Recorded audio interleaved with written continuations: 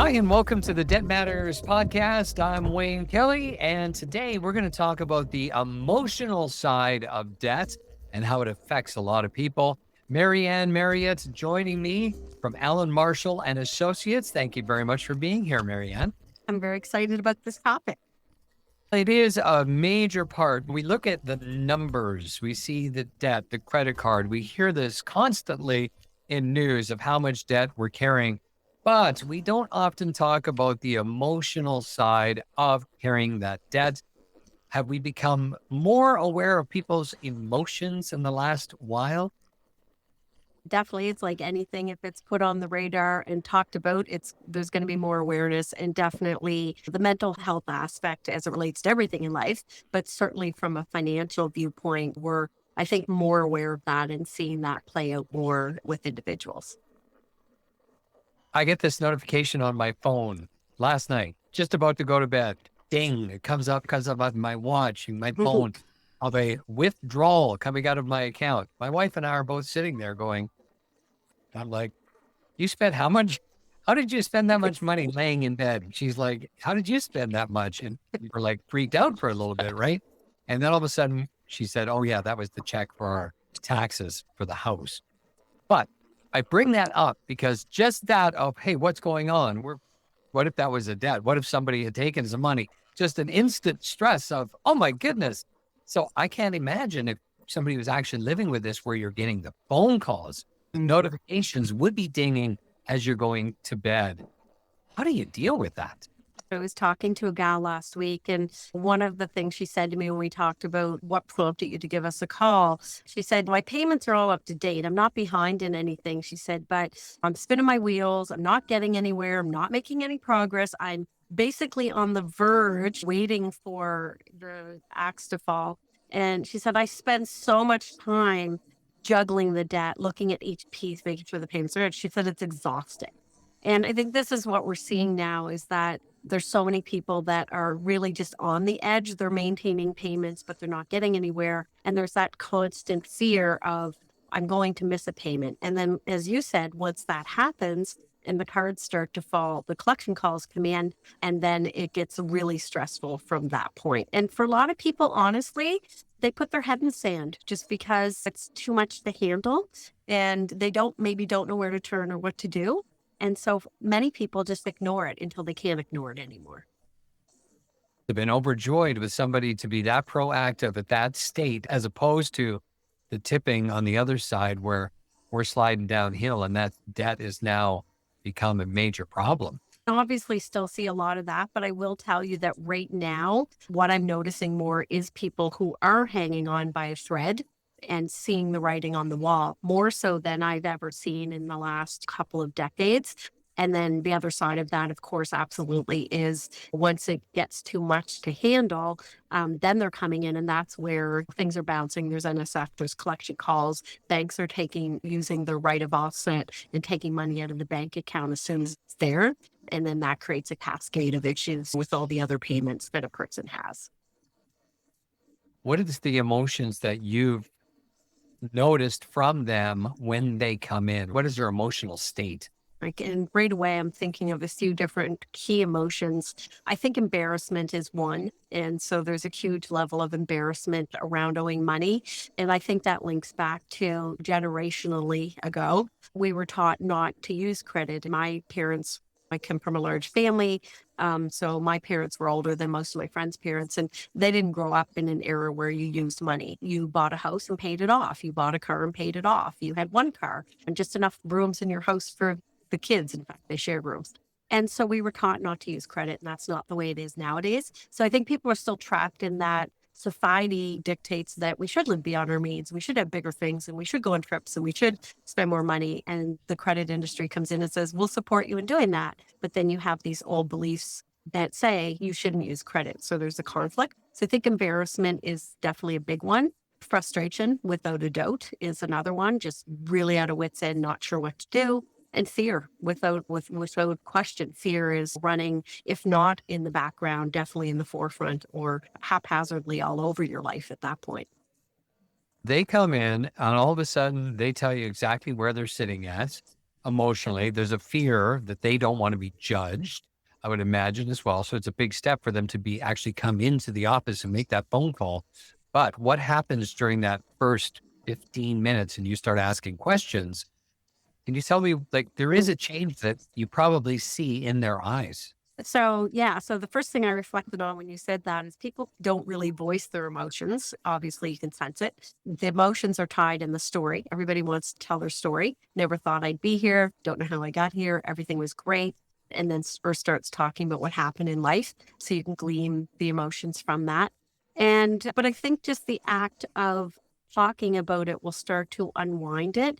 And I think this is one of the inherent issues with finances is we don't talk about it anymore. It's the last taboo subjects. We talk politics, we talk sex, we don't talk about money. And if you're not talking about it, then you're not taking the steps you need to find solutions. So all of a sudden you're sitting with me or someone in my industry, you got to talk about it. That's why you're here, right? And so as we start to talk about it, we start to unwind it and we can share from our experience that you're not alone in this, just sometimes allowing people to see the bigger picture, which is we are in a live now, pay later society. It's all around us. That's what's marketed to us, social media. And that's how we're starting to live because we're being programmed that way.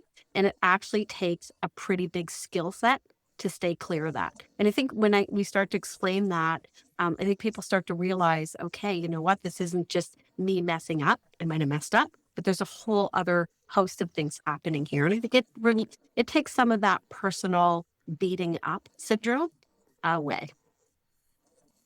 I'm not an LIT, so I can say I blame the banks.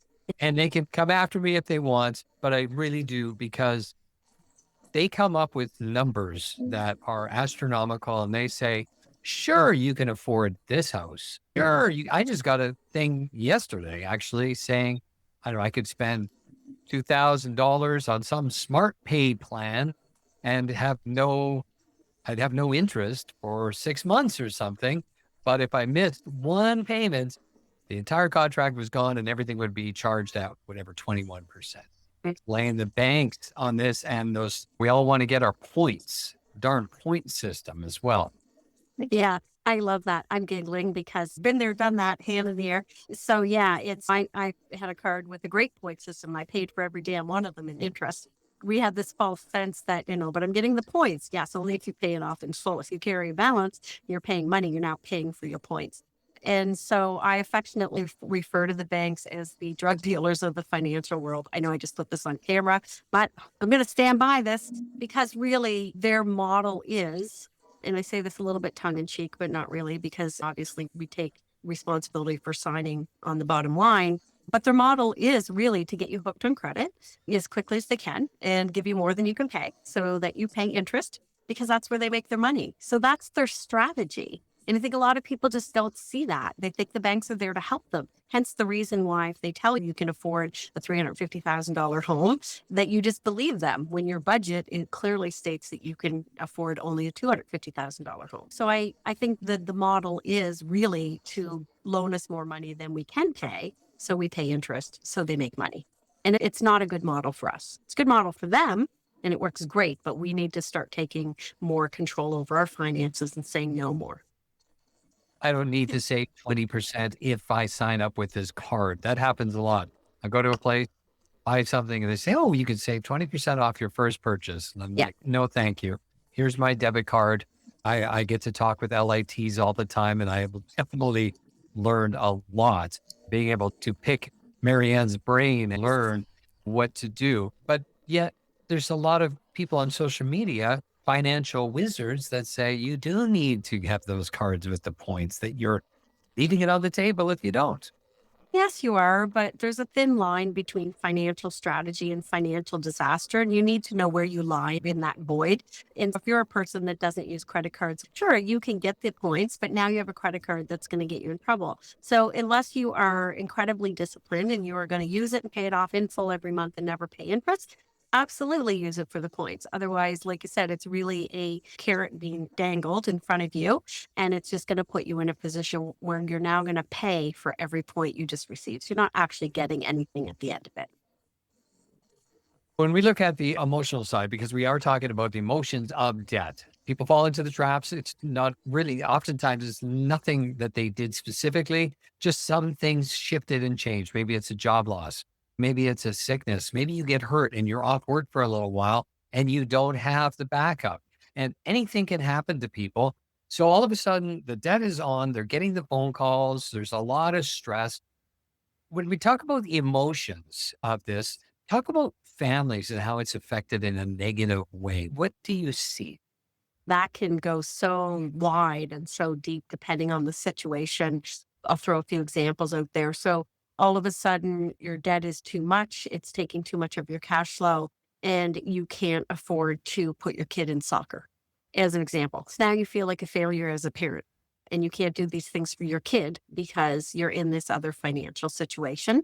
The other one that I think I alluded to earlier was, I think that was in another podcast. I talked about the effects on parents. Kids are in debt and they can't afford to rent, because we talked cost of renting and living and how much that's increased. Then they're living at home with their parents. So now they have your parents who thought they were going to be empty nesters and start to enjoy their time together.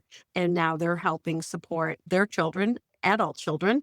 It's increased stress on them and their relationship and their marriage. And then kids living at home wanting to be out on their own. Again, feeling they're not contributing members of society, or they're not self-sufficient. So there's so many levels to it depending on the circumstances. But I think if I had to kind of wrap that up, yep, in a nice package with a bow, not that it's a present deserves a bow, but if I did, it's really feeling less than, impacting a person's self-worth, feeling like a failure. And then that's going to impact them everywhere. It's going to impact their health. It's going to impact their relationships. It's going to impact their job. It's going to impact everything else in their life. Someone's watching and listening to this. They're like, that's me. I'm in that situation. What do they do first?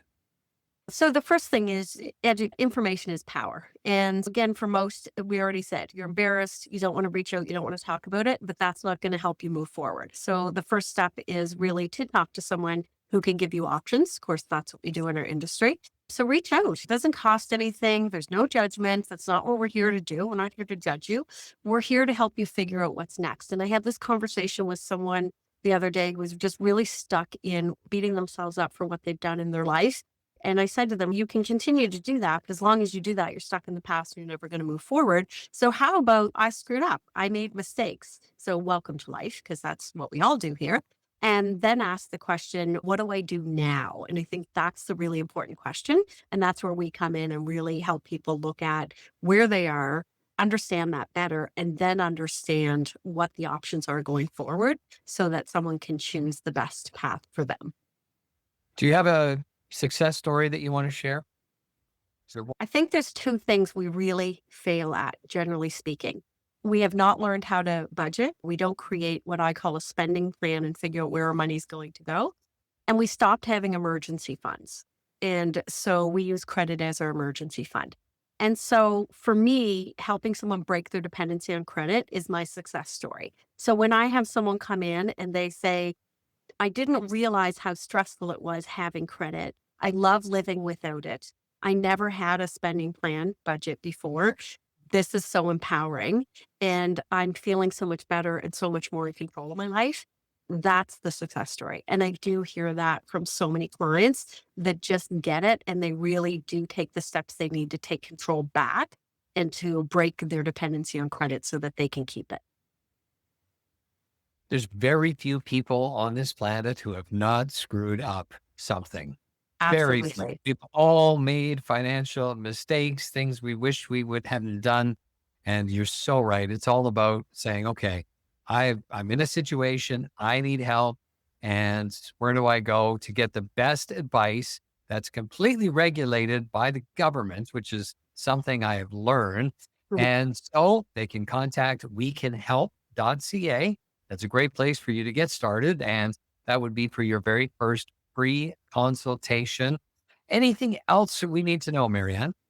No, I think you summed it up beautifully, is that pretty much everyone, we're here to make mistakes. That's what we're supposed to do. So celebrate them. You made them. Awesome. Let's learn from them. And then let's take that next step, and we won't make the same mistake the next time, or maybe the next time. Love talking to you. Thank you very much for your time today.